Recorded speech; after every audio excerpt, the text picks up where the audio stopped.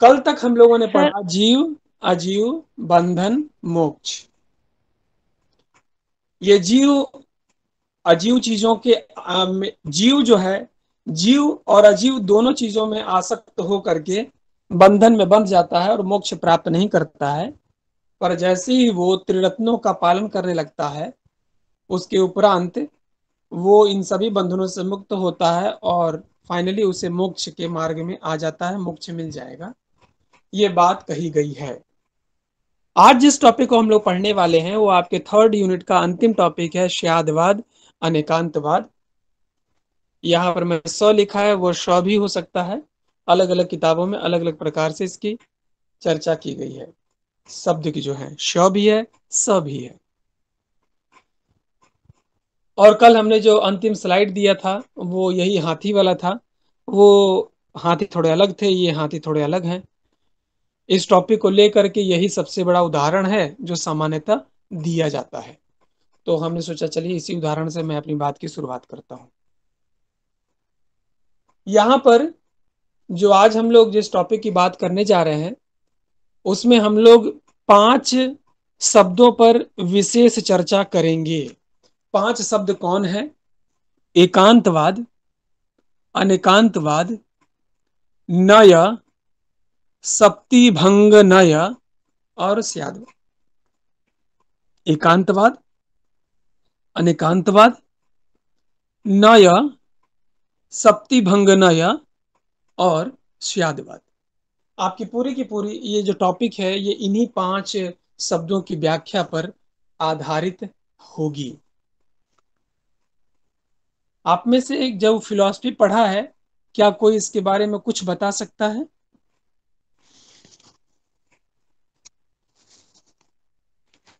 Yes sir. हाँ please बोलिए। Sir, स्यादवाद स्यादवाद सापेक्षवादी सिद्धांत है। सापेक्षवादी होने का अर्थ यह हुआ कि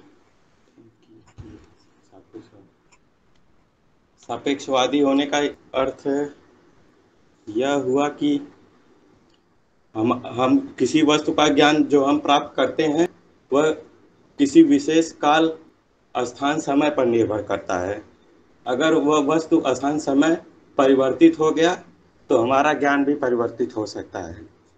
हम्म। जैसे हम कहते हैं कि यह टेबल लाल है, तो हम्म। हमें उसके आगे यह लगाना चाहिए कि शायद यह टेबल लाल है, क्योंकि हम्म। हमने किसी विशेष संदर्भ में कहा है कि यह टेबल लाल है। अगर हम्म। समय चेंज होता है, उस टेबल का रंग परिवर्तित हो जाता है, तो हम्म। हमारा कहा हुआ कथन गलत हो सकता है। हम्म। और अनेकांतवाद वस्तुवादी सिद्धांत है। हम्म। वस्तुवादी होने का अर्थ यह हुआ कि जो कोई ज्ञान प्रा- हमारे हम जो कोई ज्ञान प्राप्त करते हैं हम्म। वो हम पर, जो हम कह दे रहे हैं वो हम पूर्ण ज्ञान नहीं हुआ, वो वस्तु पर निर्भर करता है, वस्तु कैसी है। बिल्कुल। जैसे बहुत सिद्धांत आए हैं, पहले बताया गया कि सूर्य पृथ्वी के चारों ओर घूमता है। हम्म। फिर बाद में बताया गया कि नहीं, पृथ्वी सूर्य के चारों ओर घूमती है। हम्म। तो तो इसका अर्थ यह हुआ कि जो ज्ञान है वो हम पर नहीं, वस्तु पर निर्भर करता है। हम्म। वस्तु और यस सर। बहुत बढ़िया, बहुत बढ़िया, आपने अच्छा बोला है, इसमें कोई संदेह नहीं। स्वर्ण सिंह, आपको मैंने पहली बार बोलते हुए सुना, अच्छा बोला आपने। ठीक है। आपने इनकी बातें आप लोगों ने सुनी होगी। इन्होंने काफी कुछ स्पष्ट कर दिया। और जो इन्होंने स्पष्ट किया है कमोबेश यही बातें मैं भी करूंगा। बस मेरे बताने का तरीका थोड़ा अलग होगा क्योंकि मैं इसके लिए तैयार हूँ। स्वर्ण को ये पता नहीं था कि वो तैयार हैं, उसके बावजूद उन्होंने जितना बताया बहुत अच्छा बताया। आप सभी भी इसी तरह से प्रयास किया करें कि कुछ ना कुछ बोलिए, विषय से संबंधित कुछ ना कुछ पूछिए, कुछ ना कुछ बोलिए। ये आदत इसलिए आवश्यक है क्योंकि इससे आपकी खुद की जो ज्ञान है वो रिपीट हो जाते हैं, उसको आप याद कर पाते हैं। अब स्वर्ण ने जितना बोला, उनको जितना भी याद था बिना तैयारी के, उन्होंने इतनी बातें बोली। अब जो मैं जितनी बातें बोलूंगा उससे उनको और क्लियर हो जाएगा, उससे उनको उनका जो ज्ञान है वो और मजबूत हो जाएगा। तो याद करने की चीजें और उसको समझने की चीजें दोनों अलग होती हैं। तो अब हम लोग जिन बातों को जानेंगे समझेंगे, स्यादवाद अनेकांतवाद के संदर्भ में मैंने पहले ही कह दिया, एकांतवाद, अनेकांतवाद, नय, सप्ति भंग नय और स्यादवाद, इन्हीं 5 शब्दों को हम समझने का प्रयास करेंगे। तो पहले हम लोग ये समझें कि ये स्यादवाद अनेकांतवाद को सामान्य शब्द में हम कैसे समझ सकते हैं। देखिए, वाद का मतलब समझ लीजिए यहां पर विचार, आपके द्वारा जो बोला जा रहा है यह है वाद। बोलते हैं ना कि वाद वाद प्रतिवाद मत करो।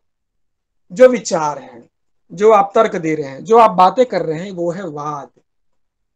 और श्याद का मतलब हो गया, आप जैसा कि स्वर्ण ने कहा कि ये टेबल लाल है, शायद ये टेबल लाल है। इस फोटोग्राफ में आप देख सकते हैं 5 अलग अलग लोग जो देख नहीं सकते हैं, या यूं कहिए कि उनका आंखों में पट्टी बांध दिया गया है और उन्होंने अपने जीवन में कभी हाथी नहीं देखा था। उनके सामने एक हाथी रख दिया गया, तो उन लोगों ने उस हाथी के जिस जिस अंग को सुना, छुआ, अलग अलग अंग को, उस अंग को छू करके उन लोगों ने उस वस्तु की व्याख्या कर डाली। जिस व्यक्ति ने सूंड को छुआ उसने कहा ये तो सांप है। जिस व्यक्ति ने उसके टस्क को छुआ, हाथी के दांत को, उसने बोला ये तो भाला है। जिसने पैर छुआ वो बोला ये पिलर है। जिसने पेट वाला हिस्सा छुआ वो बोला ये तो दीवार है। और जो पूंछ को छुआ बोला ये रस्सी है। और जिसने कान को छुआ वो बोला ये पंखा है, पंखा डुलाने वाला। ये सभी पांचों लोगों का ज्ञान अपने उस ज्ञान पर आधारित है जो उन लोगों ने अब तक अनुभव किया, और वो ज्ञान जैनिज्म के दर्शन के अनुसार सीमित है, क्योंकि उनकी व्याख्या उनके सीमित ज्ञान ज्ञान का परिणाम थी। जब उन्हीं लोगों की आंखों से पट्टी हटा दिया गया और उन्होंने जब देखा तो सोचा कि अरे ये तो हाथी है। उन्होंने जो व्याख्या की, उनकी व्याख्या उनके सीमित ज्ञान पर आधारित था, बजाय इस बात को समझे हुए कि ये सभी 5 लोग जिन जिन अंगों को छू रहे हैं वो सभी किसी एक ही से संबंधित है। और एक विचार देने के बजाय सभी ने अपने अपने विचार दिए, अपने अपने वाद दिए। तो एक ऐसी वास्तविकता, उदाहरण के तौर पर आपके कक्षा में कोई ऐसा लड़का हो जिसके बारे में आप बोलें कि ये लड़का बड़ा ही पढ़ने में तेज है, बहुत ही अच्छा है, ये एक रियलिटी हुई उस, पर बहुत ही अच्छा शब्द जो था, ये एक रियलिटी जरूरी नहीं है कि वो हर चीज में अच्छा हो। किसी वस्तु को के एक आयाम नहीं होते हैं, किसी तर्क के एक आयाम नहीं होते हैं, उसके अलग अलग आयाम होते हैं। इसीलिए अनेकांतवाद को अंग्रेजी में कहते हैं many sightedness of reality. Many sightedness मतलब अलग अलग जो तरफ हैं, विभिन्न विभिन्न जो रूप हैं। मेनी रियलिटी, उसके जो विभिन्न विभिन्न रूप की जो वास्तविकता है, ये अनेकांतवाद है। यदि कोई व्यक्ति वस्तु के एक अर्थ को उसका संपूर्ण स्वरूप मान लेता है, हाथी का ट्रंक छुआ और बोल दिया ये सांप है। अगर एक व्यक्ति किसी एक वस्तु के एक अर्थ को ही उसका संपूर्ण स्वरूप मान लेता है, इसे ही कहते हैं एकांतवाद। ये पांचों लोगों ने हाथी के जिस अलग अलग अंग को छू करके जो स्वरूप सोचा, ये उनका एकांतवाद है। उन्होंने ये जानने का प्रयास नहीं किया कि इसके अगल बगल भी हम देख लें, आपस में विचार कर लें, थोड़ा और सोच लें, तब अपनी प्रतिक्रिया दें। ये एकांतवादी सोच है और इस प्रकार के सोच को एकांतवाद का समर्थक कहते हैं। अब इसको जरा हम धर्म के रूप में समझने का प्रयास करें। जैनिज्म के किसी तर्क को, किसी सिद्धांत को अगर लोग ये बोलते हैं कि ये पागलों का प्रलाप है, तो समझ लीजिए कि जैनिज्म के अनुसार ये उनका एकांतवाद है, क्योंकि उन्होंने जैनिज्म के संपूर्ण दर्शन को बिना समझे हुए किसी एक दर्शन पर ही अपना तर्क दे डाला।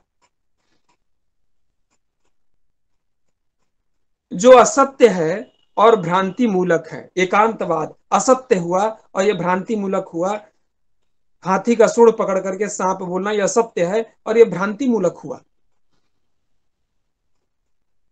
जैनियों ने क्या क्यों ये तर्क दिया? ध्यान रहे, हर धर्म वाले ने अपना जो दर्शन दिया और तर्क दिया है वो स्वयं को महान और अपने सामने वाले को कम महान दर्शाया है।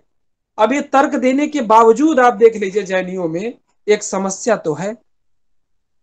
वो स्वयं के धर्म को अलग अलग एंगल से, स्वयं के दर्शन को अलग अलग एंगल से, अनेकांतवाद से अलग अलग तरीके से समझने के लिए लोगों को दर्शा रहे हैं, बता रहे हैं भैया हमारे इस विचार को अलग अलग रूप से समझने का प्रयास करो। पर वो स्वयं वैदिक और बौद्ध परंपरा को एकांतवादी कहते हैं, जबकि वैदिक परंपरा और बौद्धवादी परंपरा को अगर उनके नजरिए से देखा जाए तो वो सबसे महान है और सबसे पुराना है। तो एक तरफ जब ये स्वयं बोल रहे हैं कि हमारे विचार को एकांतवादी ना होकर के अनेकांतवादी होकर के समझा जाए, तो ये स्वयं अपने लिए तो अच्छी बात कर रहे हैं, पर इसी समय वो वैदिक और बौद्ध परंपरा को एकांतवादी कह रहे हैं। ऐसा इसलिए भी क्योंकि आप देखेंगे दर्शन में तो जितना क्लिष्ट और जितना डिटेल आपको दर्शन जैनिज्म का मिलेगा उतना ना ही वैदिक का है, उतना ही ना ही बौद्ध धर्म का है, क्योंकि उन्होंने उस दर्शन की व्याख्या एकदम उसके अणु तक जाकर के की है। तो इनको लगता है कि इनकी व्याख्या अनेकांतवादी है, जबकि इस प्रकार की व्याख्या वैदिक और बौद्ध परंपरा में नहीं है।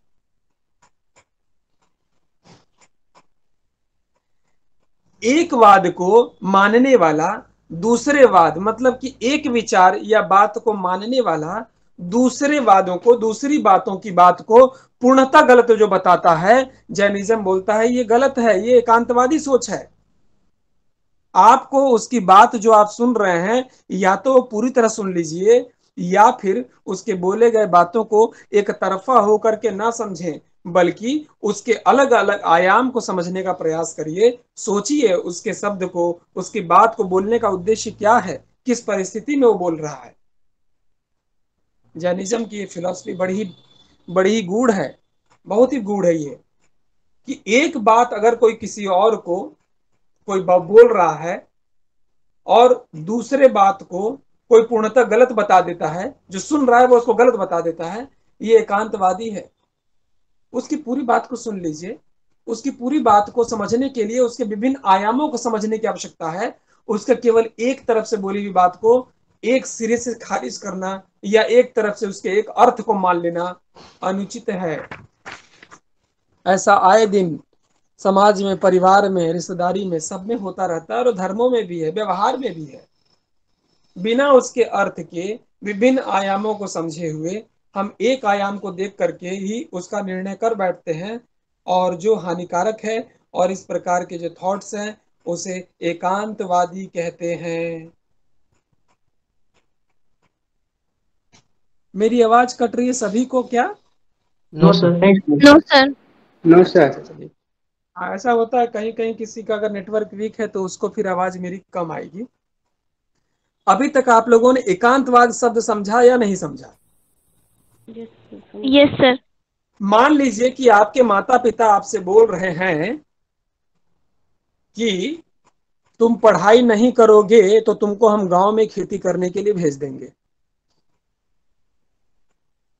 अब आप, हम पढ़ाई नहीं करेंगे तुमको गांव करने भेज देंगे, ठीक है तो चलिए हम गांव जाने को तैयार हैं। मान लीजिए आपने भी क्रोध में बात बोल दिया, आप एकांतवादी हो गए, आपने उस पूरे आयाम को समझा ही नहीं। वो आपको बोल रहे हैं अगर तुम पढ़ाई नहीं करोगे तब तुमको हम गांव भेज देंगे, खेती बाड़ी तुम करो। वो बोल रहे हैं आपकी भलाई के लिए कि तुम पढ़ाई करो तो तुमको खेती बाड़ी नहीं करनी पड़ेगी, एक अच्छी सी नौकरी करो, अच्छा जीवन जियो।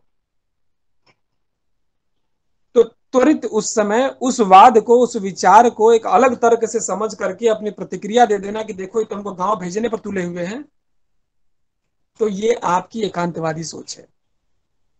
आपको आपके रिश्तेदार या आपके घर वाले पढ़ाई संबंधी अगर कोई बात कर रहे हैं और वो किसी भी टोन में कह रहे हो, इनडायरेक्टली और डायरेक्टली, वो केवल और केवल आपके करियर के लिए है, पर अगर आप उससे क्रोधित होते हैं, आप उसके अर्थ का अनर्थ निकालने लगते हैं, तो फिर ये आपकी एकांतवादी सोच है। आपको उसको विभिन्न आयामों से सोचना पड़ेगा कि फाइनली अल्टीमेटली ये सब कह क्यों रहे हैं।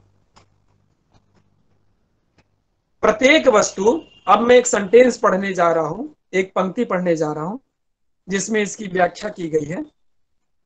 प्रत्येक वस्तु अनंत गुण, ध्यान रहे, प्रत्येक वस्तु, यहां पर प्रत्येक विचार भी समझ लीजिए, अनंत गुण, उसमें कई गुण हो सकते हैं, एक गुण नहीं होगा। उन्होंने कहा लाल टेबल, तो लाल टेबल केवल लाल टेबल नहीं है, उसके अनंत गुण हैं। प्रत्येक वस्तु अनंत गुण, पर्याय, पर्याय समझ ही रहे हैं आप, उसके बहुत सारे सिनोनिम्स, और धर्मों का अखंड पिंड है, अखंड पिंड है। आपके हाथ में जो मोबाइल है, मैं बोलूं ये फाइबर का बना है, ये प्लास्टिक का बना है, ये धातु का बना है, तो ये गलत होगा, क्योंकि उसके अंदर धातु भी हो सकता है, प्लास्टिक भी हो सकता है, अन्य कई चीजें होंगी, लिक्विड भी हो सकता है, जिस तरह की बैटरीज आजकल आने लगी है और लंबा समय चलने के लिए।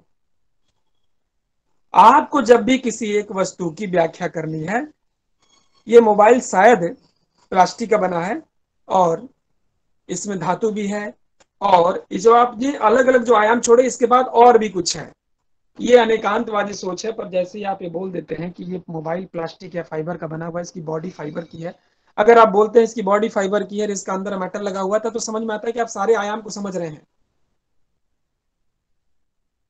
मैं ये आपके मोबाइल से, आपके डिवाइस से समझाने का प्रयास कर रहा हूं ताकि आप ये समझ सके कि ये अखंड पिंड क्या कह रहा है। ये मोबाइल समझ लीजिए कि आपका एक अखंड पिंड है, इसमें विभिन्न प्रकार के धातु, विभिन्न प्रकार के अन्य तत्व, विभिन्न प्रकार के संगठन को मिलकर के ये मोबाइल बनता है। तो जिस वस्तु को तुम जिस दृष्टिकोण से देख रहे हो, वस्तु उतनी ही नहीं है, उसमें अनंत दृष्टिकोणों से देखे जाने की क्षमता है। स्वर्ण ने बताया, किसी समय समझा जाता था कि सूरज हमारी परिक्रमा करता है, कालांतर में समझा जाने लगा हम सूरज की परिक्रमा करते हैं। वस्तु को तुम जिस दृष्टिकोण से देख रहे हो, वस्तु उतनी ही नहीं है, उसमें अनंत दृष्टिकोणों से देखे जाने की क्षमता है। सेव पहले भी गिरा होगा पेड़ से, पर एक गुरुत्वाकर्षण की बात दिमाग में उसी व्यक्ति की क्यों आई? क्या उससे पहले किसी ने अपने हाथ से, कोई पात्र उसके हाथ से नहीं गिरा होगा? क्या उससे पहले किसी ने सेव को गिरते नहीं देखा होगा? पर उसी व्यक्ति ने गुरुत्वाकर्षण के सिद्धांत की चर्चा क्यों की? वस्तु को तुम जिस दृष्टिकोण से देख रहे हो, वस्तु उतनी ही नहीं है, उसमें अनंत दृष्टिकोणों से देखे जाने की क्षमता है। उसका विराट स्वरूप अनंत धर्मात्मक है। यहां धर्मात्मक से केवल रिलीजन मत समझिए, जो हमने कल बोला था, धर्म, मीडियम ऑफ मोशन। किसी भी वस्तु को, किसी भी विचार को समझने के केवल एक आयाम नहीं हो सकते हैं, उसे हम अलग अलग आयाम से सोचना चाहिए। हमने अपनी एक क्लास में एक कथा सुनाई थी, जो लोग उसमें जुड़े होंगे उनको याद होगा कि वो कैसे गोमुख, जो जो गोकर्ण ऋषि हैं, वो शिक्षा दे रहे हैं, और एक प्रेत है उनकी बात को सुनता है और उसको उसको मुक्ति मिल जाती है, मोक्ष मिल जाता है। गांव वाले सभी वहां बैठे हैं, बोलते हैं कि महात्मा ये क्या हुआ, आपकी इन बातों को सुनकर के प्रेत को मुक्ति मिल गई, हम लोग यहीं बैठे हैं, हम लोग को मुक्ति नहीं मिल रही है। तो फिर गोकर्ण बोलते हैं कि वो केवल सुन नहीं रहा था, बल्कि वो मनन कर रहा था। तो उसका विराट स्वरूप अनंत धर्मात्मक है। तुम्हें जो दृष्टिकोण विरोधी मालूम होता है, उस पर ईमानदारी से विचार करो, तो उसका विषयभूत धर्म भी वस्तु में विद्यमान है।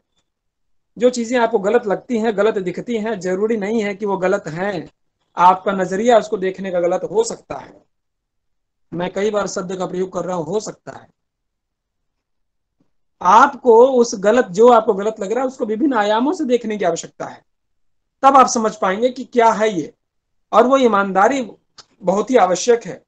पर आप तो एकांतवादी हैं, आप अपने विचार से पूरी दुनिया को देखने का प्रयास करते हैं और आप चाहते हैं कि मैं जिस प्रश्न को कर रहा हूं उत्तर हमें यही मिले, सामने वाला वही बोले जिसके लिए मैं अभिलाषी हूं, सामने वाला दिए गए दर्शन की व्याख्या वही करे जो आप सोचते हैं। आप अपने धर्म के अनुसार दूसरे के धर्म के बातों को भी सोचना और समझना चाहते हैं, क्योंकि आप अपने धर्म से उस विचार और दर्शन की तुलना कर रहे हैं। तुलना मत करिए, उसके विचार को भी ईमानदारी पूर्वक सुनिए और उस विचार करिए, और तब आपको पता चलेगा कि उस वस्तु में विद्यमान जो धर्म है वो क्या है। तो जैनिज्म में बोला गया कि चित्त से पक्षपात की दरभी संधि निकालो। चित्त से पक्षपात, आप समझ ही रहे हैं इस बात को। जो चित्त से पक्षपात की दरबंधी संधि जो है उसको निकालो, और दूसरे के दृष्टिकोण के विषय को भी सहिष्णुता पूर्वक खोजो। यही अनेकांतवाद का मुख्य दृष्टिकोण है।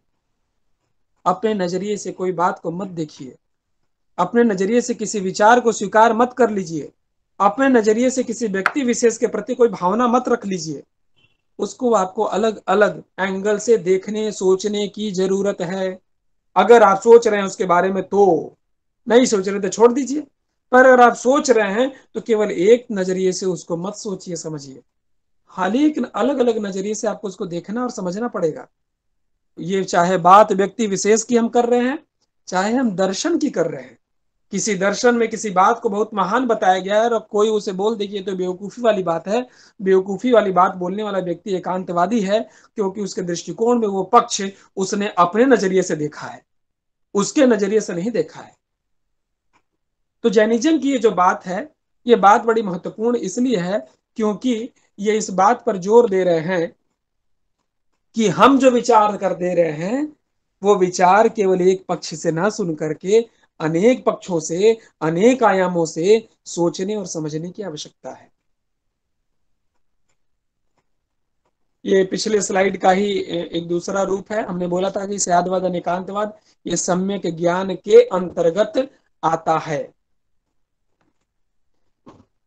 और ये स्यादवाद अनेकांतवाद अभी जितनी मैंने व्याख्या की ये उसी व्याख्या का ग्रंथों से लिया गया से जो है शब्दशः उसकी व्याख्या है कि स्यात् अर्थात कथनचित या विवक्षित प्रकार से अनेकांत रूप से वदना, वाद करना, जल्प करना, कहना, प्रतिपादन करना स्यादवाद है। मतलब यह वाद वाली बोलने वाली बात है। अनेकांत धर्म का कथन करने वाली भाषा पद्धति को स्यादवाद कहते हैं। स्याद का अर्थ है कथचित, किसी अपेक्षा से, एवं वाद का अर्थ कथन करना। जैसे रामचंद्र जी राजा दशरथ की अपेक्षा से पुत्र थे, तो वो किसी के पिता भी थे, किसी के पति भी थे, वो केवल पुत्र तो नहीं हुए। आप इस समय किसी के भाई, किसी की बहन हो सकते हैं, किसी के पुत्र हो सकते हैं, किसी के भतीजे हो सकते हैं, केवल पुत्र नहीं है, केवल भाई नहीं है या केवल बहन नहीं है।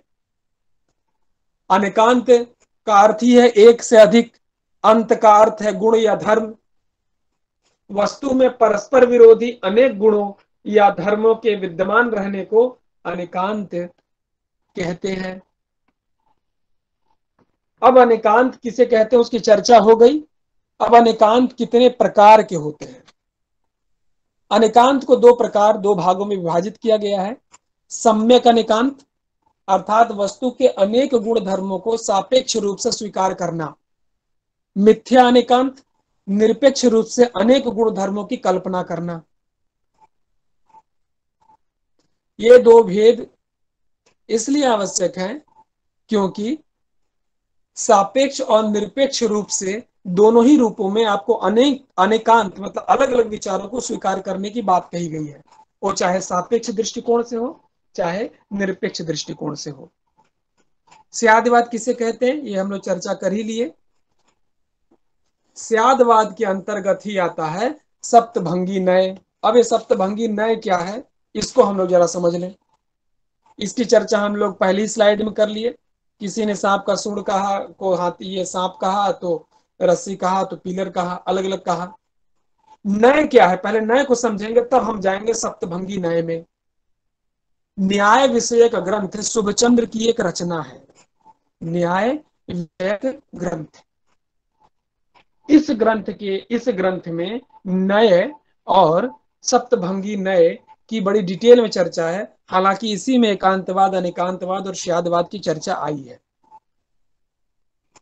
क्या कहा गया है कि जो साधारण मनुष्य होते हैं, साधारण मनुष्य जैसे हमारे और आप से, ये साधारण मनुष्य होते हैं, इनका ज्ञान जो है ये अपूर्ण होता है।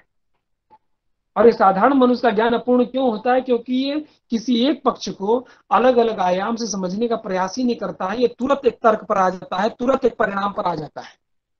तो इस प्रकार के लोगों का ज्ञान क्या हुआ? अपूर्ण हुआ, आंशिक हुआ। और इस प्रकार के आंशिक ज्ञान को ही नय कहते हैं। ऑब्जेक्टिव क्वेश्चन आ जाता है कई बार एक लाइन में इसका उत्तर देने के लिए। नय किसे कहते हैं? साधारण मनुष्यों का ज्ञान जो अपूर्ण है, आंशिक है, और इसी प्रकार का आंशिक ज्ञान नय कहा जाता है। पर वो व्यक्ति जिसमें ये नय नहीं होता है, वो किसी बात को समझने के लिए विभिन्न आयामों का प्रयोग करता है, उसे विभिन्न तरीकों से समझने का प्रयास करता है, उस पर सीधे किसी निष्कर्ष पर नहीं आता है। उस प्रकार की बात की व्याख्या के लिए सप्तभंगी नय, 7 लॉजिकल अल्टरनेटिव्स की चर्चा आती है।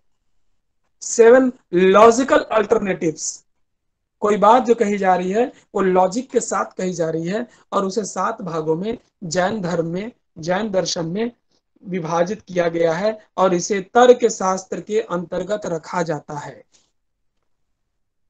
तो ये बात ध्यान रखिएगा, एक पंक्ति में बोल रहा हूं, हो सकता है कि ये भी ऑब्जेक्टिव क्वेश्चन में कई बार आ जाता है कि अनेकांतवाद जैन दर्शन के तत्व शास्त्र से संबंधित है या प्रमाण शास्त्र से। तो अनेकांतवाद जैन दर्शन के तत्व शास्त्र से संबंधित है, जबकि श्यादवाद जैन दर्शन के प्रमाण शास्त्र से संबंधित है।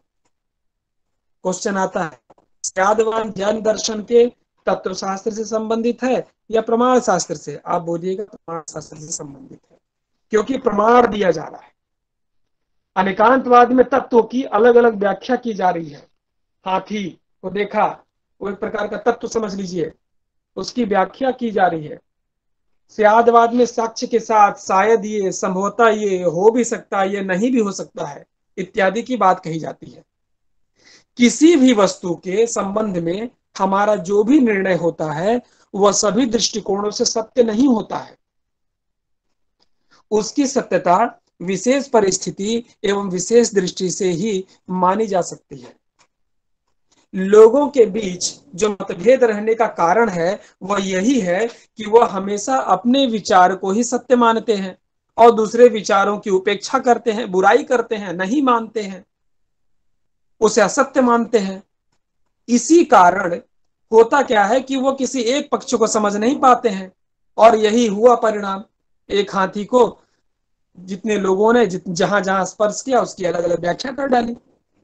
इस बात को समझाने के लिए जैन धर्म में 6 दृष्टिबाधित लोगों की और एक हाथी की चर्चा की गई है, जो अभी तक हमने आप लोगों को कथा सुनाई थी। और इसको समझाने के लिए उन्होंने क्या किया, बोला कि सप्तभंगी नय, जैन धर्म का ये 7 प्रकार का परामर्श है। इसको समझाने के लिए जो परामर्श है वो समझाया। तो परामर्श के 2 प्रकार हो गए, भावात्मक, अभावात्मक। भावात्मक, अभावात्मक, या अभावात्मक को निषेधात्मक कह सकते हैं आप। तो ये निषेधात्मक क्या है उसको समझिए। जहां पर भी मैं नास्ति या नहीं का प्रयोग करूंगा वो निषेधात्मक में आ जाएगा, और जहां मैं हाय का या अस्ति का प्रयोग करूंगा वो सब हो जाएगा भावात्मक में। आप देख सकते हैं, सबसे पहले तो सप्तभंगी में आप सब समझ ही गए होंगे कि आप जिस प्रकार का प्रश्न करते हैं उस वस्तु के धर्म की जो व्याख्या है वो सप्तभंगी के तरीके से की जाती है। इसी सप्तभंगों को सप्तभंगी नय कहते हैं। तो स्यात् अस्ति, आपने यही सुना होगा जो फिलॉसफी पहले पढ़ चुके हैं। स्यात् अस्ति के बारे में कहा, क्या बात है? तो ये पहला मत इसलिए दिया गया है कि उदाहरण के तौर पर यदि कहा जाए कि स्यात शायद हाथी खंभे जैसा है, तो उसका अर्थ होगा कि किसी विशेष देश काल और परिस्थिति में हाथी खंभे जैसा है। यह भावात्मक तथ्य हो गया। स्यात नास्ति शायद नहीं है, शायद नहीं है। स्यात आस्ति च नास्ति स, शायद है भी और नहीं भी है। घड़ा लाल रंग का भी हो सकता है और नहीं भी हो सकता है। वो पका है तो लाल रंग का है, लाल रंग उसको रंगा गया है तो वो लाल रंग का दिख रहा है। वो रंग उस पर चढ़ा है इसलिए आपको लाल रंग दिख रहा है। मूलतः उसका रंग मिट्टी का भी हो सकता है, मूलतः जो पकने के बाद भूरा रंग होता है वो भी हो सकता है। हालांकि बता दूं, ये स्यात अस्ति स्यात और नास्ति च का बौद्ध धर्म में बड़ा विरोध किया गया है। उन्होंने बोला है कि क्या तर्क दे रहे हैं, कुछ समझ ही में नहीं आ रहा। बौद्ध धर्म ने इस तर्क को स्वीकार ही नहीं किया है। और जैन धर्म में ये भी स्थिति आती है जब बोलते हैं कि जरूरी नहीं है कि कभी कभार आप बोल दें कि शायद ये हो सकता है और ये शायद नहीं हो सकता है, और आप जो तीसरा बोल रहे हैं कि शायद हो भी सकता है और नहीं भी हो सकता है। जो घड़ा है वो लाल रंग का हो भी सकता है और नहीं भी हो सकता है, क्योंकि लाल रंग हो सकता है कि उसके ऊपर लगाया गया हो, अंदरूनी रंग तो कोई और होगा। तो चौथा बोलते हैं जैन धर्म का जो स्थिति है, ऐसी भी स्थिति आ सकती है जबकि आप कुछ बोल ही ना सके। स्यात अव्यक्तव्यम, आप कुछ बोल ही नहीं सकते, ऐसी भी स्थिति आ सकती है। आप समझ ही नहीं पाएंगे कि इसकी हम व्याख्या करें तो कैसे करें, क्या करें, क्योंकि आप जब उसकी व्याख्या करने लगेंगे तो फिर स्थिति यह आ सकती है कि वो गलत होगा, वो एकांतवादी होगा। तो कई बार किसी बात को समझने की स्थिति ऐसी आती है कि आप उस बात को समझ नहीं पाते हैं, तो फिर उस बात को स्वीकार कर लें, बजाय इसके कि हम कुछ भी तो तर्क देंगे ही देंगे, वो स्थिति ना आए, दर्शन के संदर्भ में चाहे वस्तु की व्याख्या के संदर्भ में। स्यात अस्ति च अव्यक्तव्यम च, शायद ये हो भी सकता है और मुझे पता भी नहीं है। कलम लाल है, कलम लाल है, तो क्या कलम लाल है? कलम के रिफिल भी लाल रंग के हैं, कलम का ढक्कन भी लाल रंग का है। ये हो भी सकता है, नहीं भी हो सकता है। कलम लाल है जो आप कह रहे हो, कलम के रंग को देख के लाल कह रहे हैं कि वो जो लिखता है रिफिल उसको लाल कह के कह रहे हैं? हो सकता है रिफिल सफेद रंग का हो, उसके अंदर लाल रंग भरा हो।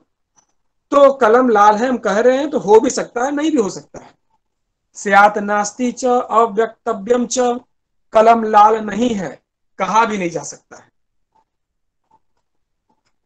स्यात अस्ति च नास्ति च अव्यक्तव्यम च, कलम लाल है शायद नहीं है, कहना संभव नहीं है। ये जो थोड़ी व्याख्या है सप्तभंगी नए मय में, मैं बोलूंगा कि आप लोग इसको रट जाइएगा, इतना ज्यादा ये क्लिष्ट है। एक सेकेंड, लगता है कोई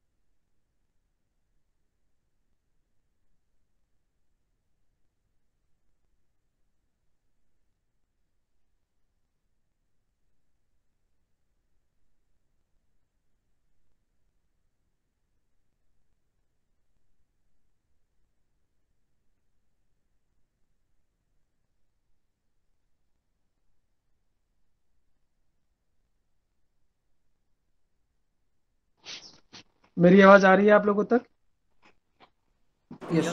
जी सर। अभी तक आप लोगों में से कितने लोगों ने अपना सर खुजलाया इन बातों को सुनने के बाद? अनुज, आपने खुजलाया अपना सर? बिल्कुल नहीं सर। सर में दर्द हुआ कितने लोगों के? नो सर, दर्द नहीं हो रहा? किसी को तो दर्द बोल दीजिए, मुझे भी राहत मिलेगी, क्योंकि मेरा तो दर्द हो जाता था पहले। हमें बिल्कुल भी समझ में नहीं आया है। बहुत यस सही। सर। देखिए सर ऊपर से, एकदम सर एक ऊपर बीमारी से से। जा रहा पूरा एकदम सर खिचड़ी लग रहा है एकदम। हाँ, तो जिन लोगों को समझ में नहीं आया, मेरी उन लोगों से राय है, इसको रट जाइएगा। इसको रट जाइएगा, ठीक है। बोलिए। ये एक ऐसी चीज है ना जिसमें कि मैं खुद भी कॉन्फिडेंट नहीं हूं कि मैं आपको बिल्कुल अलग अलग तरीके से समझा सकूं। जैसे बाकी चीजें मैं आपको अलग अलग एंगल से समझा सकता हूं, ये ऐसी चीज है कि मैं खुद ही कंफ्यूज रहता हूं कि क्या बताऊं। और शायद इसका कारण हो सकता है कि मैं एक हिंदू परिवार में पैदा हुआ, इसलिए मुझे शायद इनकी बातों को खुद भी स्वीकार नहीं कर पाते। कि मैं बौद्ध तो नहीं हूं कि जो इनके मत का विरोध कर दूं, ये तो मैं भी मानता हूँ, इतने दर्शन को तो मैं भी सम्मान दे रहा हूँ शादवाद अनेकांतवाद के अनुसार, कि मैं किसी को बुरा नहीं कह सकता। कैसे बुरा कहूँ, मुझे समझ में नहीं आ रहा है, मैं बोलूंगा स्यात अव्यक्तव्यम, मुझे समझ में नहीं आ रहा है। ये सर नाम से तो ही सर इससे कंफ्यूजन हो गया है, एक दो रहे तो ठीक है।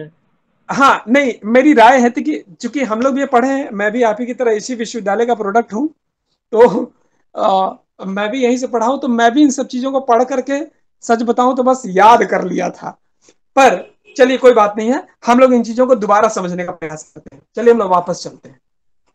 चलिए, मैं नहीं समझ पाया तो हो सकता है हमारे गुरु जी में दिक्कत होगी, मैं थोड़ा प्रयास करता हूं अच्छे गुरु बनने का। देखिए, ये सप्त भंगी नए, सप्त से आप समझ गए सात,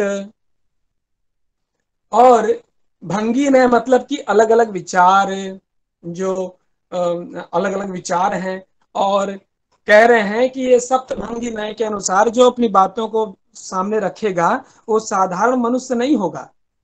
वो अगर साधारण मनुष्य है, अगर इन बातों का पालन करता है तो उसका ज्ञान पूर्ण है, आंशिक नहीं है। तो इस स्यादवाद में क्या है, स्यादवाद में व्याख्या कर रहा है कि किसी वस्तु की जो आप चर्चा करते हैं, वो चर्चा आप किसी एक एंगल से मत करिए, उसको समझने के लिए आपको अलग अलग आयामों से देखना चाहिए।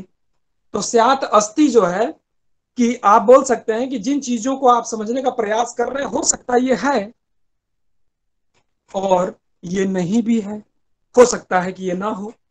तो जो हो सकता है आपने बोला, इससे आपने स्वयं को बचा लिया। आप किसी एकांतवाद में नहीं फंसे हैं।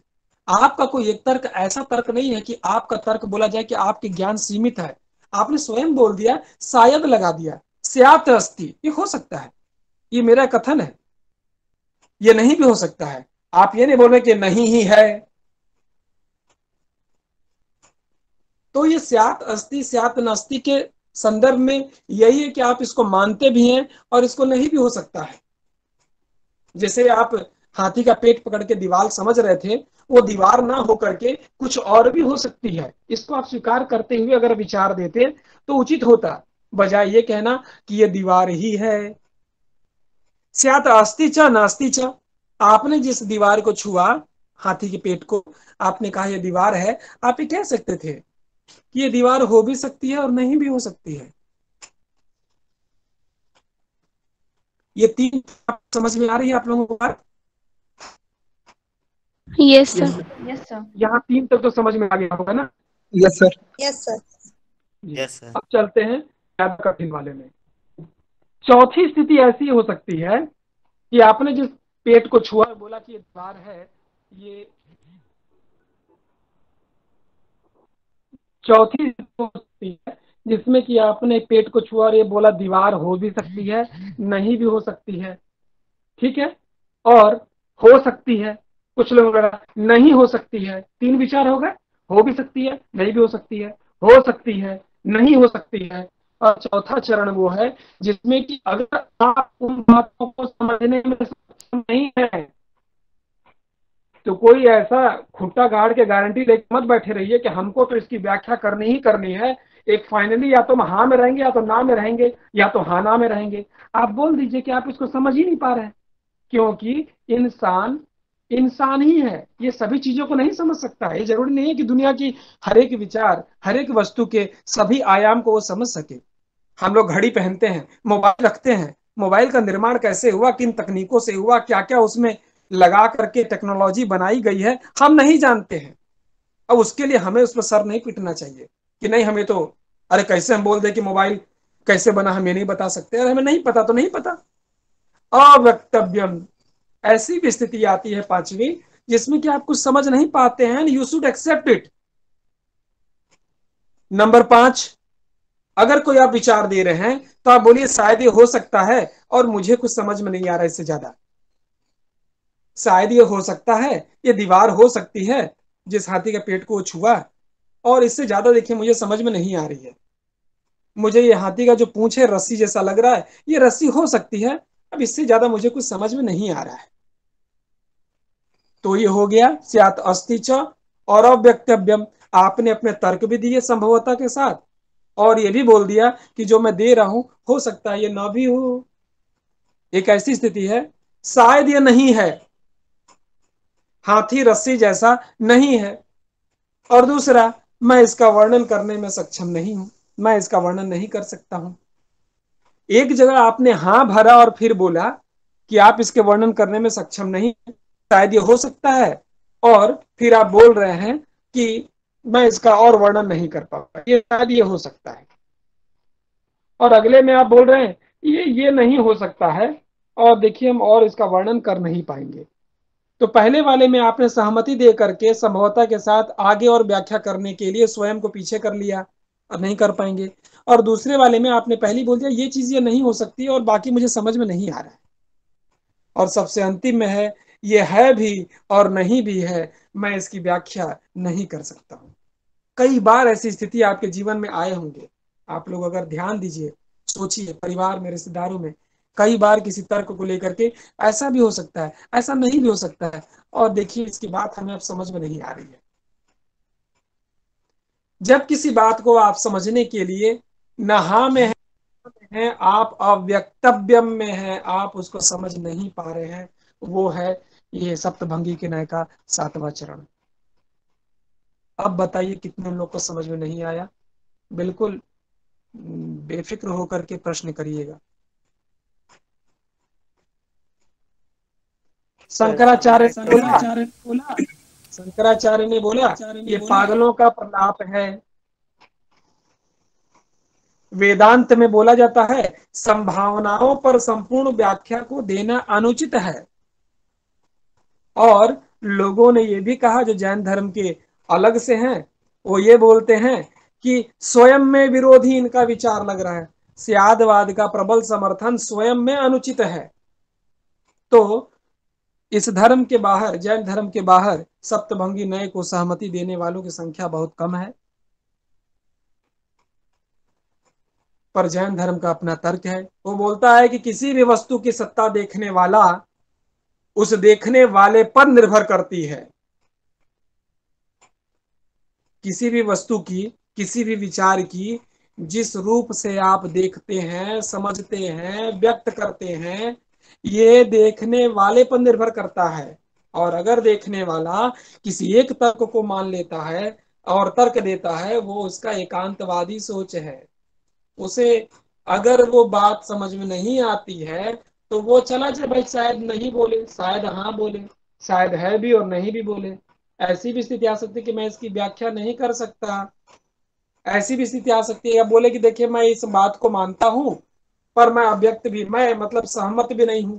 कुछ लोग बोलते हैं कि हाँ ये नहीं है, और फिर बोलते हैं कि हाँ हो भी नहीं, मुझे, मैं इसकी व्याख्या कर नहीं पा रहा हूं। कुछ लोग बोलते हैं हाँ है भी, नहीं भी है, और मैं इसकी व्याख्या नहीं कर पा रहा हूं।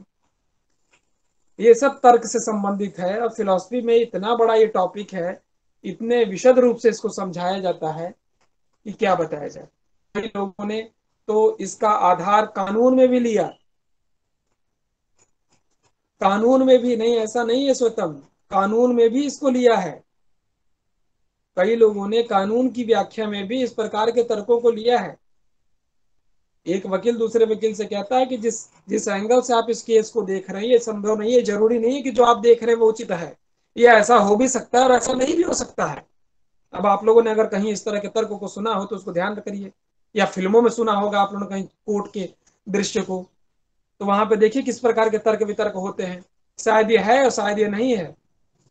या जिस तर्क को लेकर के आप इस बात को मान रहे हैं या सुन करके एक तर्क पर आप आ रहे हैं, ये हो सकता है कि आप जो कर रहे हैं गलत है, इसकी व्याख्या ही करना अनुचित है, अवक्तव्यम। तो ये बड़ा लॉजिकल एक तर्क कानून के रूप में, कानून में भी लिया गया है और लोग उसका यूज करते हैं।